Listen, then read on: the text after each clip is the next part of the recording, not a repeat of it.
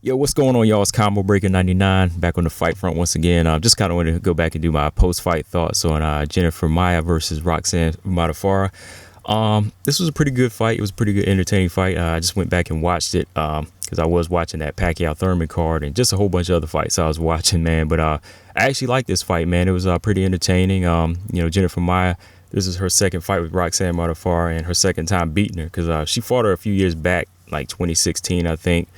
I think it was in Invicta, and she won a close fight that time, and now she bounced back again, and she took all 3 rounds in this fight, man. And I have to say, Jennifer Maia, she looked like the bigger, stronger fighter just going into this fight, man. I mean, of course, she makes the weight at flyweight, but overall, she just looks like she's a lot thicker, and she looks just a lot more sturdy than Roxanne Modafferi, because Roxanne Modafferi, she's been in the game now, she's been in this mug a while, and I don't want to call her shot, but she's definitely war torn. She has both of those knees rocking the knee braces, and she's looking pretty stiff out there now. She's been taking some punishment in her last few fights. I know she did win against Antonina Shevchenko. That was kind of a good fight against experienced fighter versus just your new contender that's new prospect coming up in the flyweight division. But in this fight, man, she just really looked out of it, man. It really just looked one-sided, and she didn't have anything for Jennifer Maia, man.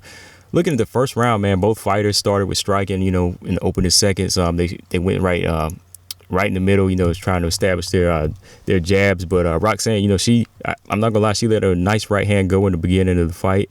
But Jennifer, she answered back with her own right hand, and from there she just started controlling the fight with striking. She was throwing some nice combinations and some lateral movement. Every time Roxanne would try to set the punch, Jennifer was just first. She was always in position first, and she would just let her hands go. After she would let her hands go, she would just move. Roxanne was always looking like I said in the past, she was looking a little stiff with her striking, her foot movement. So there was really not much for Jennifer to get into a rhythm. Just try to stay away from the clinches, stay away from the ground, and just kind of outstrike her. Because every time Roxanne was playing her feet, by the time she's playing her feet, Jennifer's already letting 2 shots go, and then she's on the move. She's landing 2-3 clean shots and moving. So overall, just her striking just looked a lot cleaner. And just her movement looked a lot better, and like she was just in control of the first round. Roxanne, she tried to go in for the takedown when she saw the striking wasn't working, but Jennifer, she defended well from it. She controlled the clinch as well. She had the underhooks, and she looked like she was just staying calm, just being in control of the whole movement in that first round. And I could tell Roxanne was kind of getting, kind of frustrated in that first round because she couldn't really move Jennifer around, and Jennifer controlled that whole first round to me.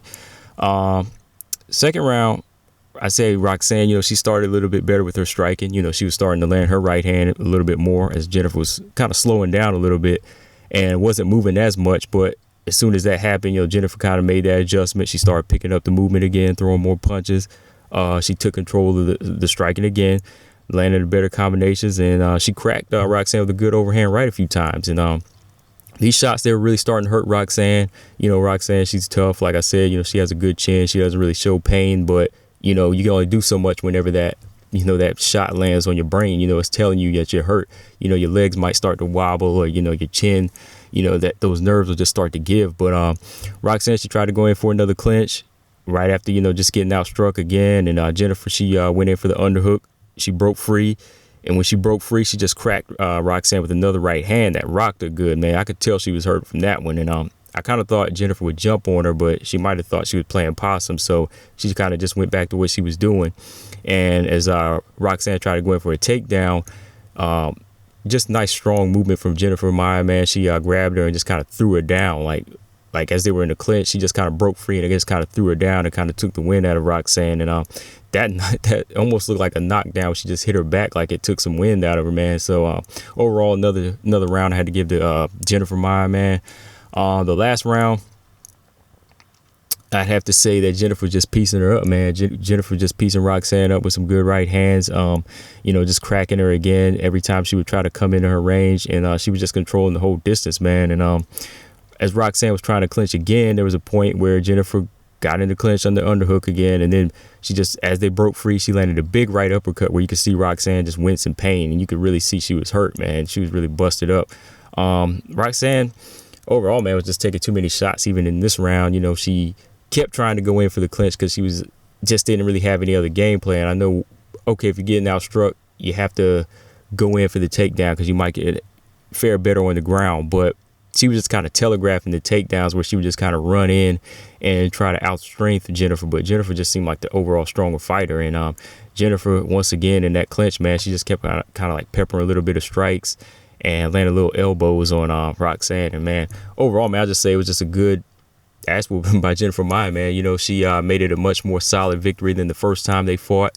And I definitely like to see Jennifer Maia, you know, fight another flyweight. You know, I'd like to see her maybe fight who would I like to see her fight, man? Andrea Lee, she's already taken my JoJo. So I would just like to see her fight somebody maybe in the top 10 right now, man. So go ahead and see her fight somebody else in the top 10.